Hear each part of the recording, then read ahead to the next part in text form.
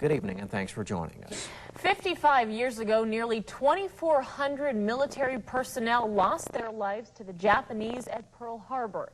Today, survivors of Japan's surprise attack are remembering that day. Military officials, state dignitaries, veterans, and their families bowed their heads in silence at a ceremony today. The services ended with a 21-gun rifle salute. News Channel 8's Jennifer Cryer looks back on that day and talks with a local World War II veteran about his experience.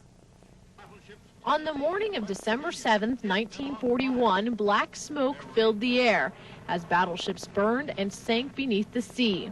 The United States was being attacked by the Japanese at Pearl Harbor. The next day, President Roosevelt delivered his Day of Infamy speech to Congress. That day, the U.S. entered World War II.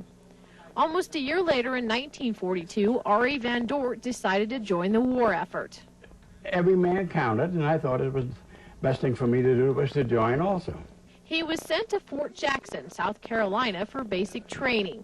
It was there that he received letters from his new bride, with cartoons on the outside of the envelopes. But she just loved drawing these things on the letters, and when I wrote back and told her how the men reacted, she continued to send it to me. Some of the envelopes depicted wartime sentiment.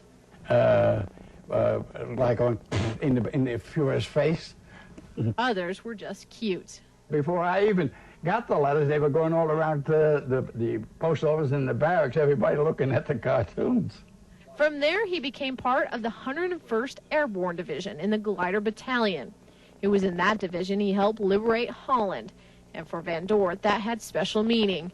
He was born in Holland and spoke Dutch. To be able to serve both countries is a real nice feeling. Van Dort served 3 years, 3 months, and 3 days until a head injury brought him home. What is it like? You're there to do a job and just hope to God you get out of it. Van Dort now lives in Sparks, where he meets and corresponds with friends in both the U.S. and in Holland. With photographer Eric Paul, Jennifer Cryer, News Channel 8.